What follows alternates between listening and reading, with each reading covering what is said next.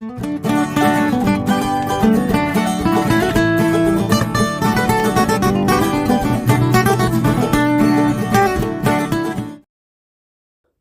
आज का हमारा चैप्टर है a letter to J R D. Tata. ठीक है, चलिए स्टार्ट करते हैं। It was 1974।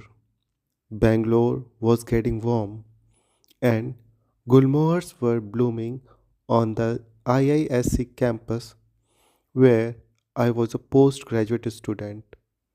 मतलब ये कहानी 1974 की है, जब बेंगलोर में गर्मियाँ बढ़ रही थीं और आईआईएससी आईआईएससी क्या है, एक कॉलेज का नाम है। जब आईआईएससी के कैंपस में गुलमोहर फूल खिल रहे थे। मैं वहाँ की पोस्ट ग्रेजुएट स्टूडेंट थी।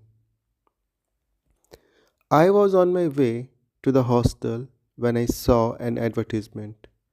मतलब मैं अपने हॉस्टल की तरफ जा रही थी, तभी मुझे एक एडवर्टीजमेंट दिखा। It was from the famous automobile company Telco, now Tata Motors. मतलब राइटर कह रही हैं कि मैं जब अपने हॉस्टल की तरफ जा रही थी तो मुझे एक एडवर्टीज़मेंट दिखा, जो कि एक काफ़ी फेमस कंपनी थी, काफ़ी फेमस ऑटोमोबाइल कंपनी थी। ठीक है, जो फेमस कंपनी जो जिसका एडवर्टीज़मेंट लगा था वो एक ऑटोमोबाइल कंपनी था जिसका नाम था टेल्को। अब उस कंपनी को टाटा मोटर्स के नाम से जाना जाता है। The company wanted engineers, young, bright, hardworking, with an excellent academic background।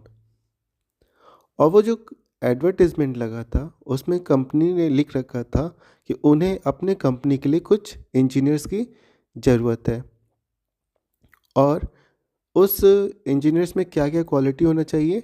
वो यंग होना चाहिए, ब्राइट होना चाहिए, हार्ड वर्किंग होना चाहिए, और साथ ही साथ उसकी जो एकेडमिक बैकग्राउंड है, एकेडमिक बैकग्राउंड मतलब उसने जो अपने स्कूल में जो पढ़ाई कर रखा है, अपने कॉलेज में जो पढ़ाई रखा है, वो काफ़ी एक्सीलेंट होना चाहिए। मतलब वो अपने स्कूल और कॉलेज का टॉपर होना चाहिए। ठीक है। At the bottom was a line at the bottom was a line lady candidates need not apply. फिर राइटर कहती हैं कि मैं जब वो एडवर्टीज़मेंट देखी जहाँ पे ये लिखा हुआ था कि टेल्को कंपनी में कुछ इंजीनियर्स की ज़रूरत है। ठीक है, फिर राइटर कहते हैं कि जब मैं वो एडवर्टीज़मेंट पूरा पढ़ी, उसके बाद जब मैं उस एडवर्टीज़मेंट के लास्ट लाइन पे, मतलब बॉटम, जैसे कि ये आपका ये एक पोस्टर है, एडवर्टीज़मेंट है, पहले तो पोस्टर के फॉर्म में ही एडवर्टीज़मेंट लगता था, तो यहाँ पे बॉटम लाइन पे यहाँ पे लिखा हुआ था क्या, lady candidates need not apply. मतलब महिलाओं को और महिलाओं को इस पोस्ट के लिए अप्लाई करने की कोई आवश्यकता नहीं है। ठीक है। I was very upset. फिर राइटर कहती हैं कि जब मैंने ये लाइन पढ़ा कि इस पोस्ट के लिए महिलाएं जो हैं वो अप्लाई नहीं कर सकती हैं, तो मैं बहुत ज़्यादा अपसेट हो गई। I was not keen on the job but I now saw it as a challenge. Writer कह रही हैं कि वैसे तो मुझे जॉब की बहुत ज़्यादा ज़रूरत नहीं थी, लेकिन अब ये जो एडवर्टीज़मेंट था मुझे एक चैलेंज की तरह लग रहा था। ठीक है, क्योंकि उस एडवर्टीज़मेंट में लिखा था कि मतलब ये जो जॉब है वो औरतें अप्लाई नहीं कर सकती हैं। ठीक है, इसलिए राइटर को क्या, ये जॉब एक चैलेंज की तरह लगने लगा कि नहीं, अब ये जॉब मुझे ही पाना है। ठीक है। After all, I had done extremely well in academics, better than most of my male peers। अब राइटर सोच रही हैं, राइटर को ऐसा ये जो बात था वो चैलेंज की तरह क्यों उन्होंने लिया, क्योंकि राइटर भी एक यंग थी, ब्राइट थी, हार्ड वर्किंग थी, साथ ही साथ उनका जो एकेडमिक था, मतलब उन्होंने जो स्कूल में और कॉलेज में जो पढ़ाई कर रखा था वो एक्सट्रीमली वेल था, मतलब बहुत ज़्यादा अच्छा था। इतना अच्छा था कि उनके कुछ जो मेल फ्रेंड्स थे, पीयर्स मतलब क्लास में पेयर्स मतलब फ्रेंड्स, जो साथ में उनके पढ़ने वाले जो लड़के थे, उन लड़कों से भी ज़्यादा अच्छे मार्क्स थे राइटर के, ठीक है। लेकिन इस जॉब के लिए वो अप्लाई नहीं कर सकती थी। क्यों? क्योंकि वो एक महिला थी, ठीक है। और एडवर्टीजमेंट में साफ साफ लिखा था कि इस जॉब के लिए महिला अप्लाई नहीं कर सकती है। I was fuming as I went to my room. मतलब अब राइटर कह रही है कि और जब मैं ये सारी बात सोचते सोचते अपने रूम पे पहुंची, और जब मैं अपने रूम पे पहुंची तो मैं बहुत ज़्यादा गुस्से में थी। I would write to the top person at Telco about this injustice. और राइटर कहती हैं कि मैं जो टेल्को के टॉप पर्सन हैं उनको इस इनजस्टिस, इनजस्टिस मतलब नाइंसाफ़ी, इस नाइंसाफ़ी के लिए मैं उनको लेटर लिखूंगी। But there was a problem, I did not know who headed Telco. लेकिन राइटर के साथ एक प्रॉब्लम था कि उनको यही नहीं पता था कि जो टेल्को कंपनी है उसके हेड कौन है। I knew J.R.D. Tata was the head of the Tata Groups.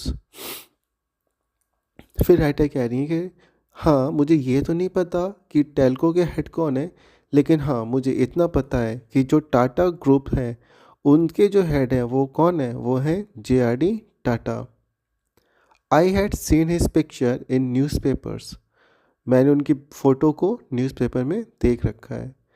I decided to address my letter to him. और तभी राइटर कह रही हैं कि तभी मैंने डिसाइड किया कि मैं इन ये जो इनजस्टिस है इसके लिए जो लेटर लिखूंगी वो मैं J.R.D. टाटा को लिखूंगी, ठीक है। To this day I remember what I wrote. अब राइटर कह रही हैं कि मुझे आज भी याद है कि मैंने उस लेटर में क्या लिख रखा था। The great Tata have always been pioneers. They are the top people who started basic infrastructures industries in India, such as iron and steel, chemicals, textiles, and locomotives. They have supported higher education in India since 1900, and they were responsible for the establishment of the Indian Institute of Science. Fortunately, I studied there, but I'm surprised that a company such as Telco is discriminating on the basis of gender. मतलब ये जो था ये उन्होंने उस letter में लिख रखा था, ठीक है। ये जो लाइन है ये पूरा सेम लाइन उन्होंने इस लेटर में लिख रखा था, ठीक। चलिए इसको एक बार ट्रांसलेट कर लेते हैं हम लोग अपनी लैंग्वेज में। The great Tata have always been pioneers, ठीक है। पॉइनियर्स मतलब ये आपके यहाँ पे लिख रखा है ना, पॉइनियर्स मतलब लीडर्स, ठीक है। मतलब वो कहती है कि जो टाटा ग्रुप है वो हमेशा से एक लीडर्स रहे हैं, एक महान इंसान रहे हैं, ठीक है।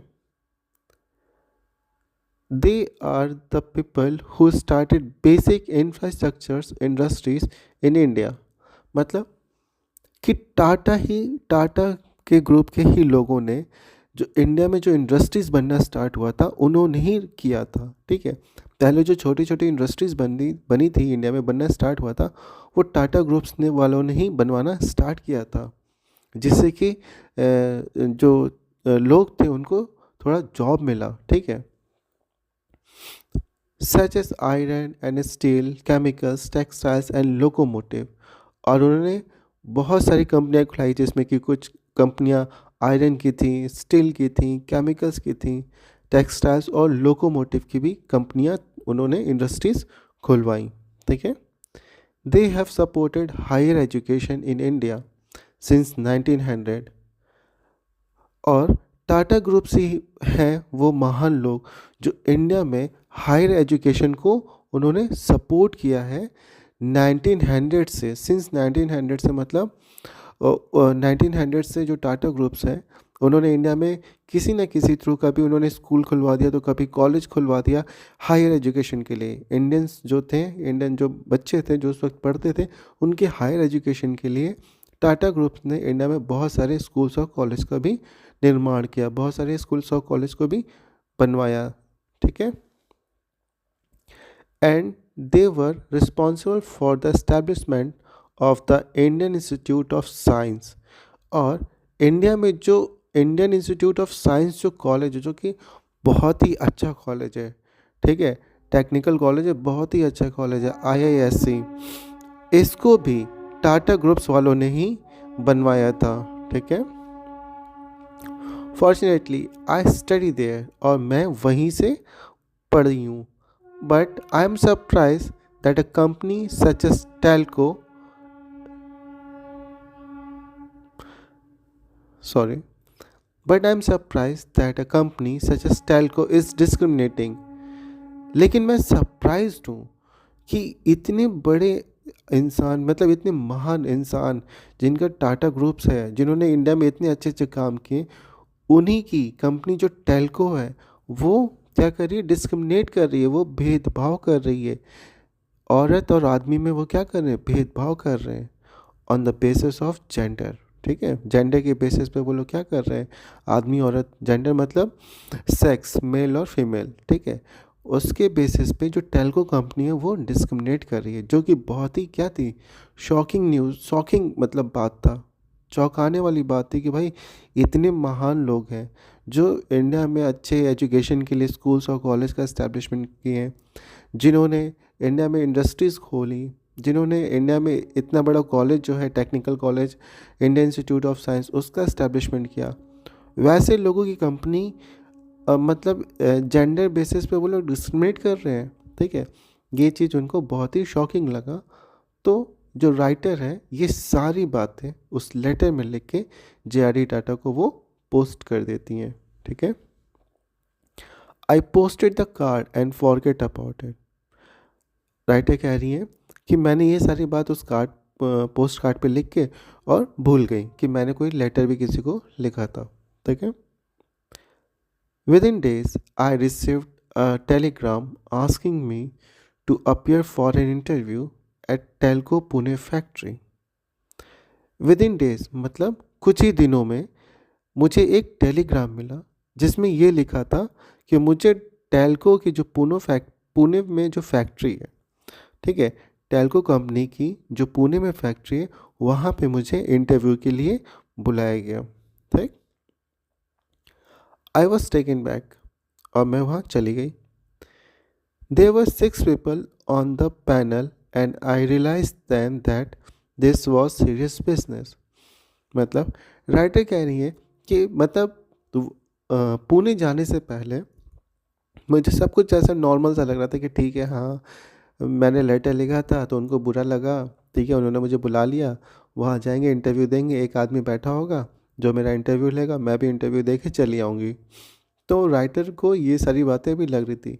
लेकिन राइटर जब पुणे पहुंची, टेल्को कंपनी पहुंची, ठीक है, वहाँ पे जब इंटरव्यू रूम के अंदर घुसी तो उन्होंने देखा कि सामने जो इंटरव्यूअर्स के जो पैनल थे वहाँ पे 6 लोग बैठे हुए थे इंटरव्यू लेने के लिए, ठीक है। There were 6 people on the panel. मतलब जो इंटरव्यूअर्स थे, ये देखिए यहाँ पे इस फोटो में, यहाँ पे ये जो इंटरव्यूअर्स बैठे हुए क्या है, 6 लोग हैं, ये देखिए 1 2 3 4 5 और एक जना इधर 6, 6 लोग बैठे हुए थे इनका इंटरव्यू लेने के लिए। और जब राइटर जैसे इंटरव्यू रूम में घुसती हैं और जब इन 6 लोग को देखती हैं, वो समझ जाती हैं कि ये कोई बच्चों का खेल नहीं है, यहाँ पे अच्छा खासा इंटरव्यू होने वाला है, ठीक है। This is the girl who wrote to JRD, I heard somebody whisper as soon as I entered the room। Writer कहती है, ठीक है, जैसे ही मैंने दरवाज़ा खोला तो मुझे 6 लोग पैनल में दिख गए इंटरव्यू लेने के लिए। मैं थोड़ा सा घबरा गई और समझ गई कि ये कोई मजाक नहीं है। लेकिन मैं जैसे ही रूम के अंदर एंटर कर रही थी, मुझे सुनाई दिया कि किसी ने कहा कि ये वही लड़की है जिसने JRD को लेटर लिखा था। I was sure that I would not get job. और राइटर कह रही कि जब मैंने ये सुना कि इनको पता है कि JRD को जो लेटर लिखा गया था वो मैंने ही लिखा था, तो मैं श्योर हो गई थी कि भाई ये लोग तो मुझे जॉब अब देने से रहे, ठीक है। मतलब राइटर को लगता था कि उन्होंने जो लेटर में जो लिखा था उससे जे.आर.डी. टाटा को बहुत बुरा लगा होगा, क्योंकि वो इतने बड़े इंसान हैं और ये लोग मुझे यहाँ बुलाए हैं तो बस ऐसे ही टाइम पास के लिए बुलाएंगे और मुझे जॉब वॉब देंगे नहीं, क्योंकि मैंने इनके बॉस को बहुत उल्टा सीधा बोल दिया है, तो ये लोग मुझे यहाँ यहीं से वापस भेज देंगे। ठीक है, इसलिए राइटर कह रही हैं कि I was sure that I would not get job. Writer कहती हैं कि मुझे पता था कि मुझे ये जॉब नहीं मिलने वाला। This thought made me fearless, और यही सोच मुझे और फियरलेस बना दी। ठीक है, क्योंकि उनको पता था कि अब जीतने के लिए कुछ है नहीं और हारने के लिए कुछ है नहीं। ठीक है, इंटरव्यू बहुत अच्छा दे देंगी तो भी उनको जॉब ये नहीं मिलना है, इंटरव्यू ख़राब देंगी तो वैसे भी जॉब उनको नहीं मिलना है। तो ये चीज़ उनको क्या बना दी, फियरलेस बना दी। ठीक है, so I was rather cool while the interview was being conducted। तो मैं एकदम घबराई नहीं। ठीक है, कई लोग होते हैं ना कि अरे इंटरव्यू में जाता हूँ वो घबराते, अरे बाप रे मेरा इंटरव्यू बहुत अच्छा जाए, भगवान मेरा इंटरव्यू बहुत अच्छा हो जाए ताकि मुझे ये जॉब मिल जाए। लेकिन राइटर जो थी उनको पता था कि वो इंटरव्यू अच्छा दे या ना दे उनको ये जॉब नहीं मिलना है।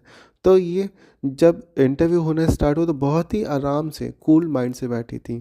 ठीक है,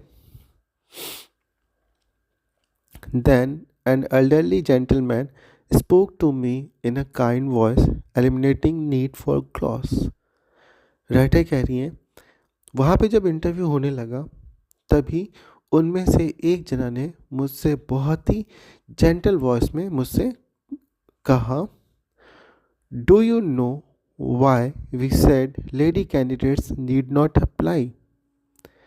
वो मुझसे कहते हैं क्या आपको पता है हम लोगों ने क्यों कहा कि लेडी कैंडिडेट इस जॉब के लिए अप्लाई नहीं करिए। It is because we have never employ any woman on the shop floor. ऐसा हम लोगों ने इसलिए कहा क्योंकि हम लोग आज से पहले कभी भी किसी भी औरत को हम लोगों ने शॉप फ्लोर पे एम्प्लॉय नहीं किया, मतलब उनको कभी काम नहीं दिया है।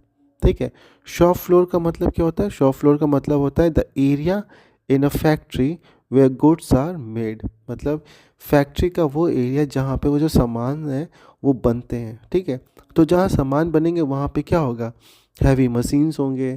ठीक है, हैवी टूल्स होगा। ठीक है, जिनको थोड़ा जो फीमेल है जो औरतें हैं उनको चलाने में थोड़ा क्या होगा, थोड़ा सा टफ होगा। ठीक है, इसलिए वो लोग कभी आज तक, कभी क्या मतलब आज तक उन्होंने कभी भी किसी विमेन को फ्लोर शॉप पे जॉब नहीं दिया था। ठीक है, this is not a coed college, this is a factory. फिर वो इंसान आगे कहता है राइटर से कि ये कोई कोएड कॉलेज नहीं है। कोएड मतलब जहाँ पे लड़के और लड़कियाँ एक साथ पढ़ते हैं उस कॉलेज को और उस स्कूल को कोएड कहते हैं। ठीक है, जैसे आपका स्कूल है, आपके स्कूल में लड़कियां भी आती हैं पढ़ने के लिए और लड़के भी जाते हैं पढ़ने के लिए, तो ऐसे स्कूल को हम लोग क्या कहते हैं, कोएड स्कूल। ठीक है, और वही चीज़ अगर कॉलेज होगा तो उसे कोएड कॉलेज कहेंगे। ठीक है, तो यहाँ पे ये जो पर्सन बैठा हुआ है पैनल में वो राइटर से कहता है this is not coed college, ये तुम्हारा कोई कॉलेज नहीं है, दिस इज़ फैक्ट्री। ये यहाँ ये क्या है, एक फैक्ट्री है। यहाँ पे हैवी मशीन्स होते हैं, हैवी टूल्स होते हैं, उन पे काम करना होता है। ठीक है, when it comes to academic you are a first ranker, we appreciate that, but people like you should work in research laboratories. आगे वो इंसान राइटर से कहता है कि we when it comes to academic you are a first ranker.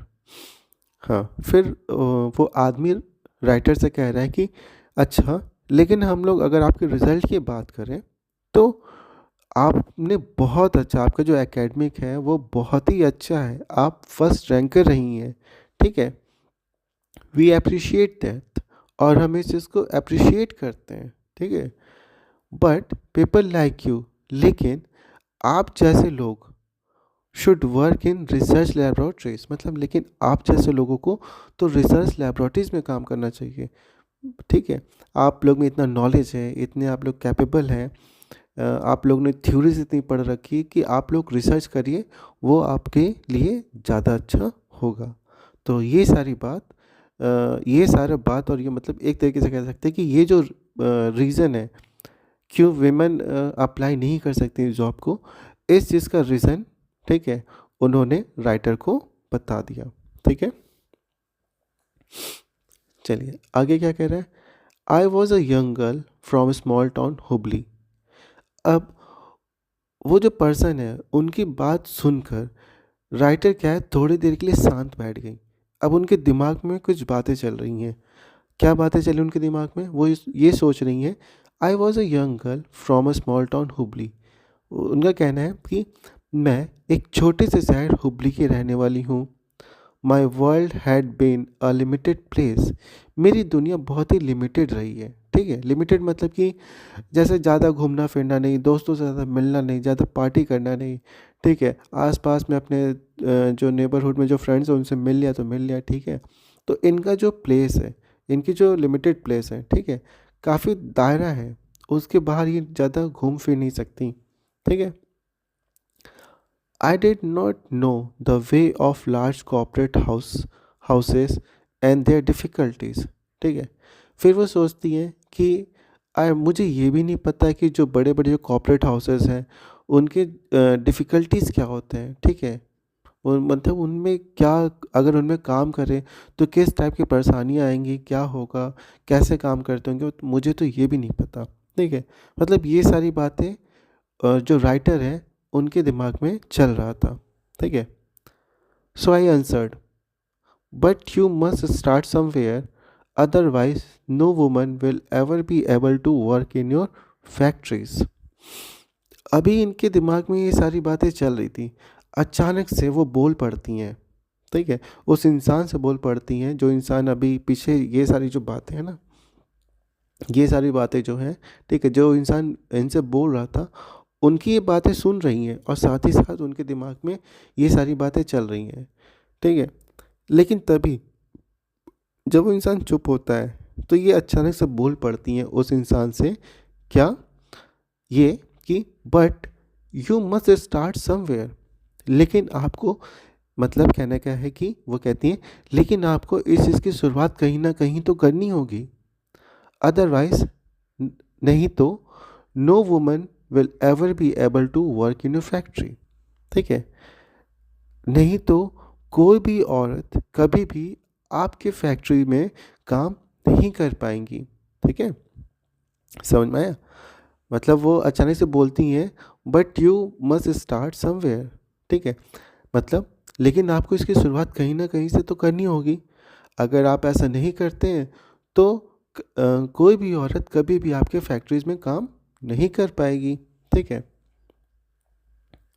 Finally after a long interview I was told I had been successful. मतलब writer कह रही हैं कि खैर उसके बाद फाइनली काफ़ी लंबा मेरा इंटरव्यू चला। उस लंबे इंटरव्यू चलने के बाद मैं सक्सेसफुल हो गई मतलब उनका सिलेक्शन हो गया उस कंपनी में। ठीक है, उस जो इंजीनियर्स पोस्ट था उस पोस्ट के लिए जो राइटर है उनका सिलेक्शन भी हो गया था। ठीक है, it was only after joining Telco that I realise who JRD was.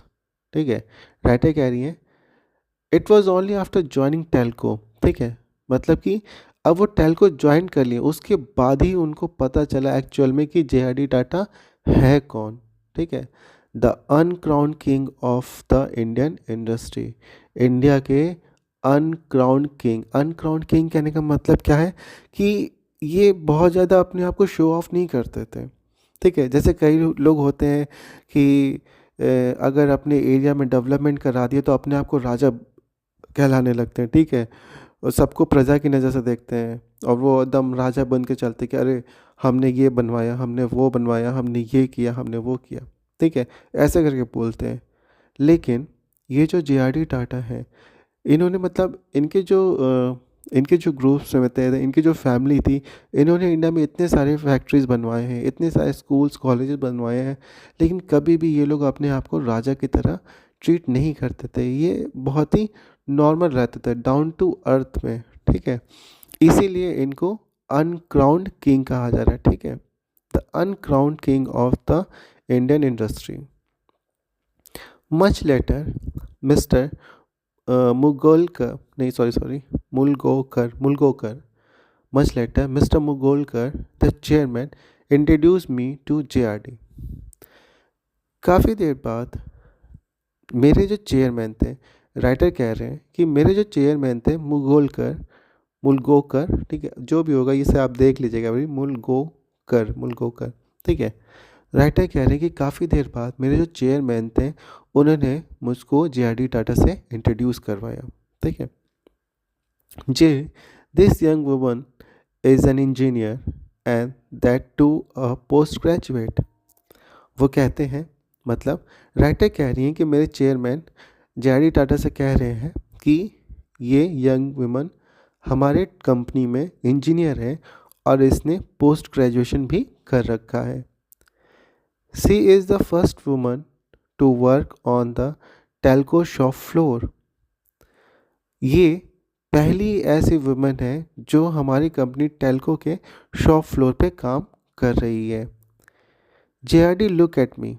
इतना बोलने के बाद जब वो जो राइटर है, राइटर के चेयरमैन ने जब इतना JRD टाटा से बोला तो JRD टाटा राइटर की तरफ देखते हैं। JRD लुक एट मी, ठीक है।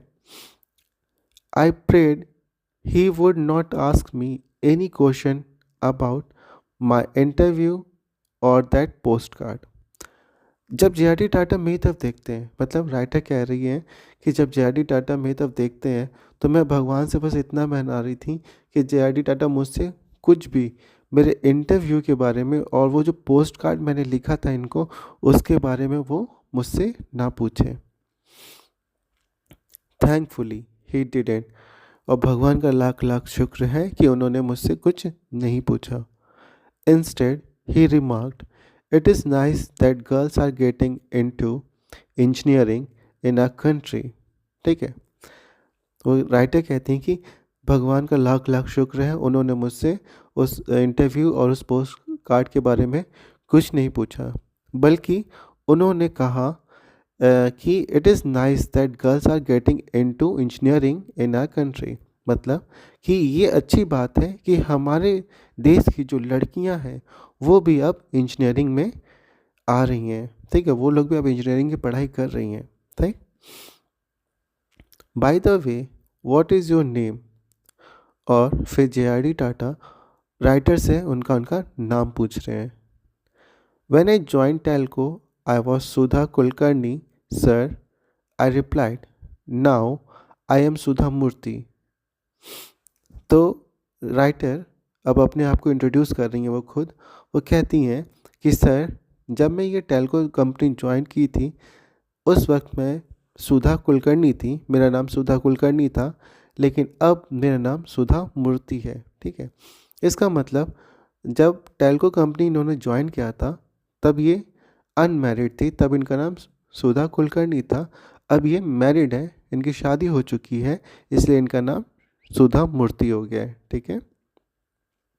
He smiled a kindly smile. After that I used to see him on and off।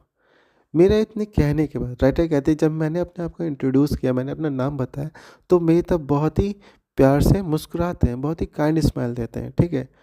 उसके बाद मैं उनको हमेशा आते जाते कंपनी में देखती थी। I consider JRD a great man because despite being an extremely busy person, he valued a postcard written by a young girl seeking justice। अब इस लाइन में राइटर जो है वो अपने थॉट्स बता रही हैं JRD टाटा के लिए, ठीक है, कि वो JRD टाटा को आखिर किस नज़र से देखती हैं। तो वो कह रही हैं कि I consider JRD a great man. मतलब मेरी नज़र में जो JRD हैं वो एक बहुत ही महान इंसान है। क्यों? Despite being an extremely busy, मतलब एक्सट्रीमली बिजी होने के बावजूद, अब भाई JRD टाटा उन जिनका इतना बड़ा बिजनेस है वो जाहिर सी बात है वो हमेशा बिजी रहते होंगे, ठीक है।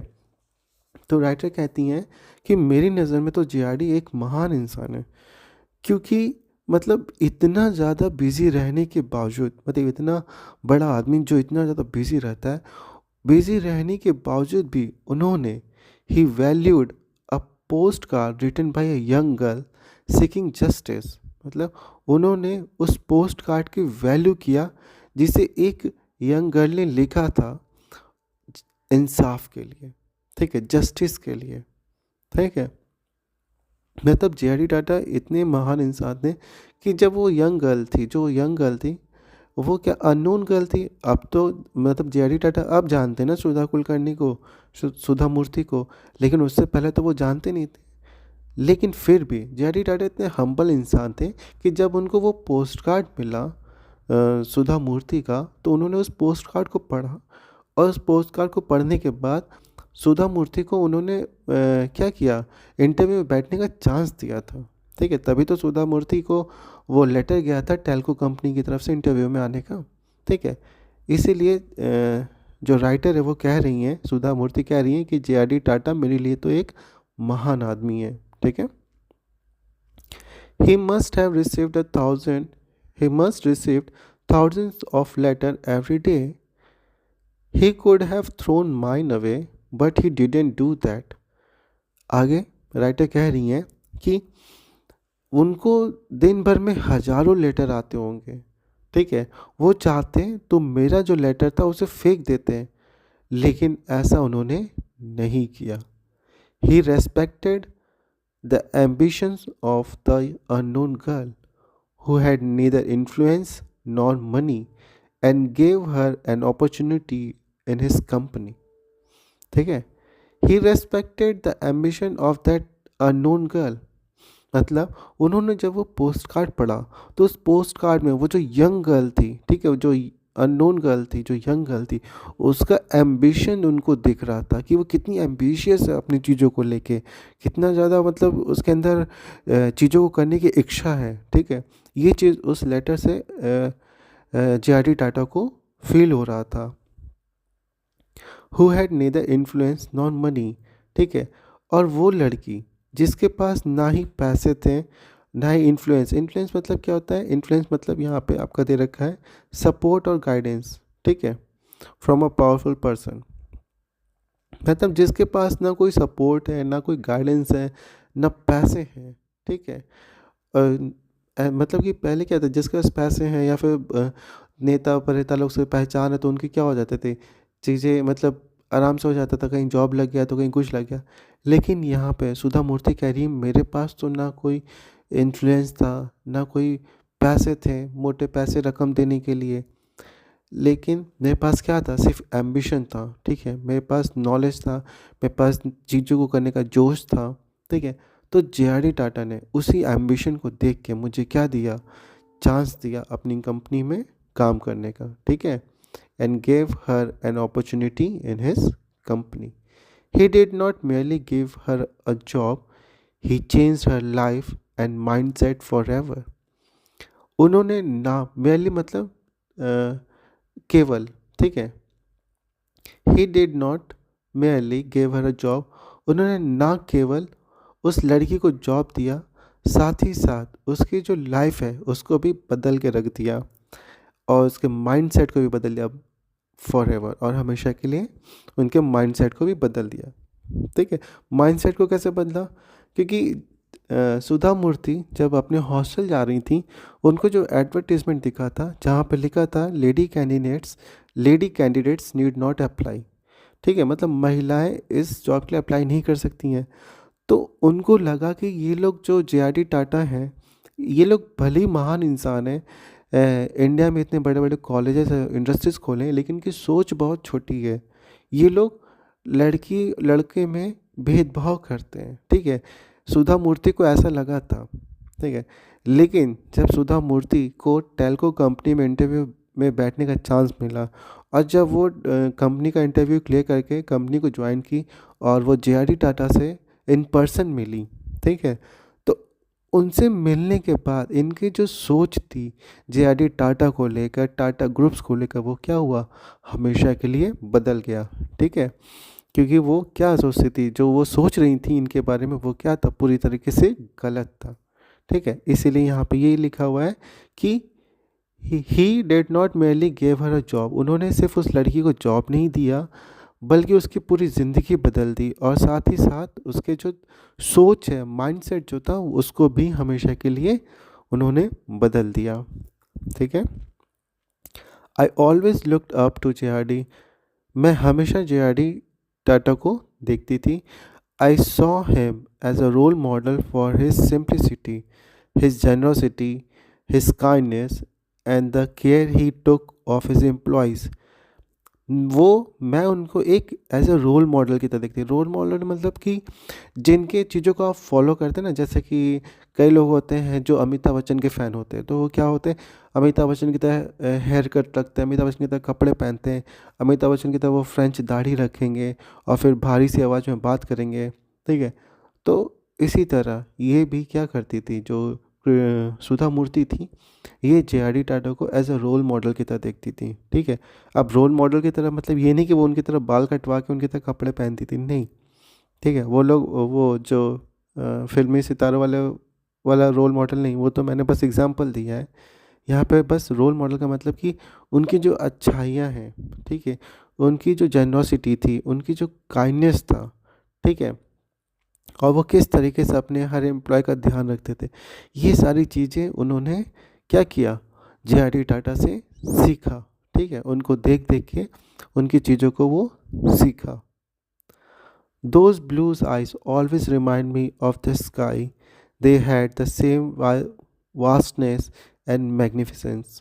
ठीक है, मतलब कहने का क्या है कि JRD टाटा के जो आइस थे वो ब्लू थे। ठीक है, और एकदम उनके जो आइस आइस है, राइटर जो हैं उनकी आँख को एक खुले आकाश से कंपेयर कर रही हैं, जो कि क्या आकाश क्या होता है, देखिए ब्लू स्काई होते हैं ना, और देखने में कितने सुंदर लगते हैं। ठीक है, ब्लू स्काई अगर कभी आप देखिए, एकदम खुला आसमान देखने में बहुत सुंदर लगता है।